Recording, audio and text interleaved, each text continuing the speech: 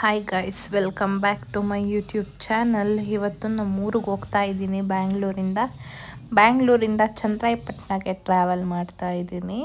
ಇವತ್ತು ಏನು ಅಂದರೆ ವೀಕ್ ಆಫ್ ಇತ್ತು, ಸ್ಯಾಟರ್ಡೆ ಆಗಿರೋದ್ರಿಂದ ಊರಿಗೆ ಹೋಗ್ತಾ ಇದ್ದೀನಿ. ಊರಿಗೆ ಹೋಗಿದ ತಕ್ಷಣವೇ ನನ್ನ ಬಬ್ಲು ಕಡೆಯಿಂದ ನನಗೆ ವಾಮ್ ವೆಲ್ಕಮ್ ಆಯಿತು. ನನಗಂತೂ ತುಂಬ ಖುಷಿ ಆಯಿತು.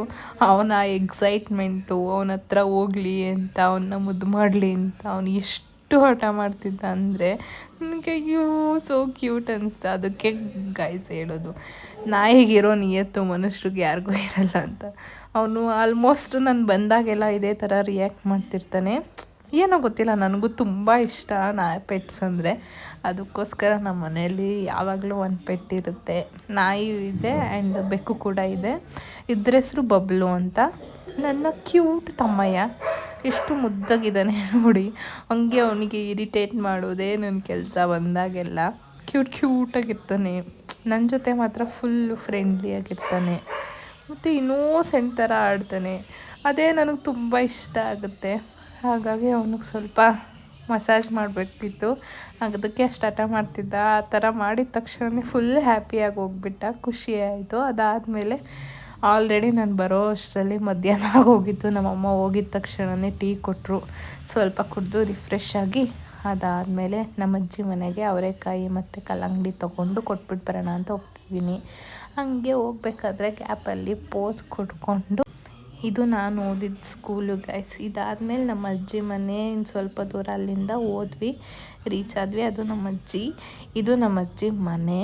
ಇದು ರೀಸೆಂಟಾಗಿ ಒಂದು 3 ಇಯರ್ಸ್ ಬ್ಯಾಕ್ ಕನ್ಸ್ಟ್ರಕ್ಟ್ ಮಾಡಿರೋದು. ನನಗೆ ಈ ಮನೆಯಿಂದ ಇದೇ ಪ್ಲೇಸಲ್ಲಿ ಮುಂಚೆ ಹಳೆ ಮನೆ ಇತ್ತು. ಅದಂದರೆ ತುಂಬ ಇಷ್ಟ. ನಮ್ಮ ಅಜ್ಜಿಗೆ ಆಬ್ವಿಯಸ್ಲಿ ಮೊಮ್ಮಕ್ಕಳು, ಎಲ್ಲ ಅಜ್ಜಿಗೂ ಮೊಮ್ಮಕ್ಕಳು ಫೇವ್ರೇಟ್ ಇರ್ತಾರೆ. ಹಾಗೆ ನಮ್ಮ ಅಜ್ಜಿಗೂ ನಾವು ಹೋಗೋ ಅಷ್ಟರಲ್ಲಿ ಆಲ್ರೆಡಿ ಬಜ್ಜಿ ರೆಡಿ ಮಾಡ್ಕೊಂಡಿದ್ರು.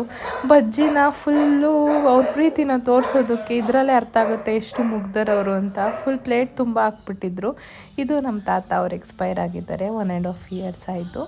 ಹಾಗೆ ಇನ್ನು ನಮ್ಮ ಅಜ್ಜಿ ಮನೆ ಹೊರಗಡೆ ಬಂದರೆ ಫುಲ್ಲು ನಮ್ಮ ಅಜ್ಜಿ ಎಲ್ಲ ನಿಂಬೆ ಗಿಡ, ರೋಸಸ್ಸು ಮತ್ತು ಅಡಿಕೆ ಗಿಡ ಮತ್ತು ಎಲ್ಲ ಕನಕಾಂಬರ ಎಲ್ಲ ಫ್ಲವರ್ಸ್ ಎಲ್ಲ ಹಾಕಿ ಚೆನ್ನಾಗಿ ಗಾರ್ಡನ್ ಟೈಪ್ ಮಾಡಿಟ್ಟಿದ್ದಾರೆ ಹೊರಗಡೆ. ಬಟ್ ಚೆನ್ನಾಗಿದೆ ನೋಡೋದಕ್ಕೆ, ಒಳ್ಳೆ ಫ್ರೆಶ್ ಗಾಳಿ ಬರುತ್ತೆ.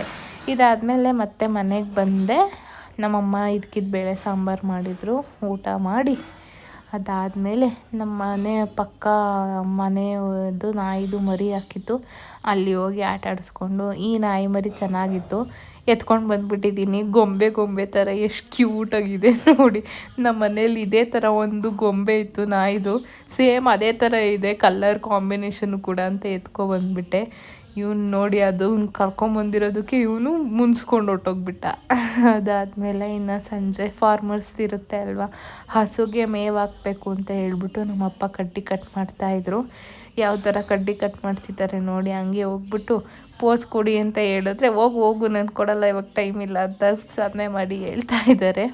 ಅದಾದಮೇಲೆ ಈವ್ನಿಂಗ್ ಆಯಿತು. ಈವ್ನಿಂಗ್ ಆದಮೇಲೆ ಅಲ್ಲಿ ಹಸು ಎಲ್ಲ ಆಲ್ರೆಡಿ ಕರ್ಕೊಬಂದು ನಮ್ಮ ಮನೆಯಲ್ಲಿ ಈಚೆ ಕಟ್ಟಿದ್ರು. ಅವನ್ನೆಲ್ಲನೂ ತೋರಿಸ್ತೀನಿ ನೋಡಿ. ನನಗೆ ಇದು ಗೌರಿ ಅಂತ ತುಂಬ ಇಷ್ಟ. ಎಷ್ಟು ಚೆನ್ನಾಗಿರ್ತಾಳೆ ಅಂದರೆ ಯಾರಿಗೂ ಏನೂ ಮಾಡೋದಿಲ್ಲ, ಅಷ್ಟು ಸಾಫ್ಟ್ ಇವಳು. ಅದಕ್ಕೆ ನನಗೆ ಇವಳು ತುಂಬ ಇಷ್ಟ ಆಗೋದು. ಯಾಕಂದರೆ ಯಾರೇ ಬಂದು ಇದ್ರೂ ಸುಮ್ಮನೆ ಇರ್ತಾಳೆ, ಏನು ಮಾಡಲ್ಲ, ಆಯೋದು ಏನು ಮಾಡಲ್ಲ. ಅದಕ್ಕೆ ಇಷ್ಟ. ಇವಂತೂ ನನಗೆ ಆಗೋದೇ ಇಲ್ಲ ಬಿಡಿ. ಆ ಲುಕ್ಕಲ್ಲೇ ಗೊತ್ತಾಗ್ತಿದೆಯಲ್ಲ ಎಷ್ಟು ಡೇಂಜರ್ ಇದೆ. ಇವಳು ಮತ್ತು ಇವಳು ಇಬ್ಬರು ಅಷ್ಟೇ, ಹತ್ರಕ್ಕೆ ಯಾರನ್ನು ಸೇರಿಸಲ್ಲ. ಅದಕ್ಕೆ ನನಗೆ ಇವರಿಬ್ಬರು ಇಷ್ಟ ಇಲ್ಲ.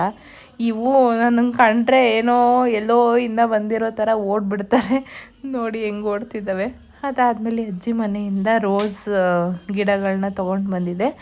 ಅದೆಲ್ಲ ನೀಟಾಗಿ ನೆಟ್ಟಿದ್ದೀವಿ. ಎಷ್ಟು ಬರುತ್ತೋ ಏನೋ ಗೊತ್ತಿಲ್ಲ. ಇದು ಬ್ರಹ್ಮದಂಡೆ ಗಿಡ ಅಂತ.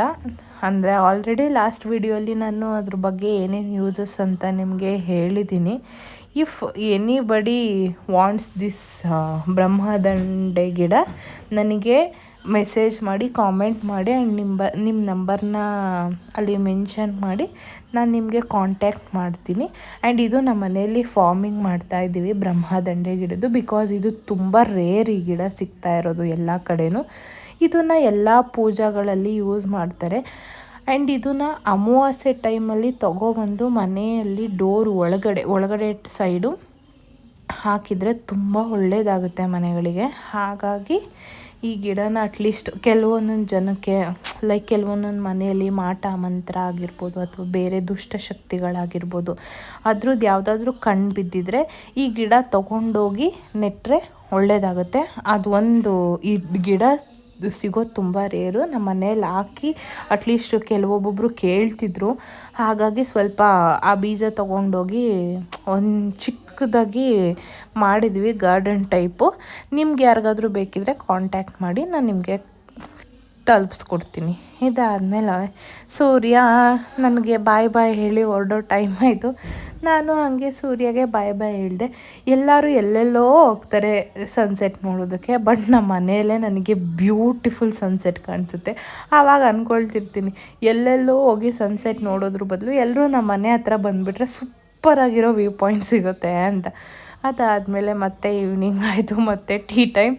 ಎಲ್ಲರೂ ಕುತ್ಕೊಂಡು ಟೀ ಕುಡ್ಕೊಂಡು ಟಿ ವಿ ನೋಡಿಕೊಂಡು ಟೈಮ್ ಪಾಸ್ ಮಾಡ್ತೀವಿ. ಇದಾಗಿತ್ತು ಇವತ್ತಿನ video. Thank you so much for watching this video. Bye.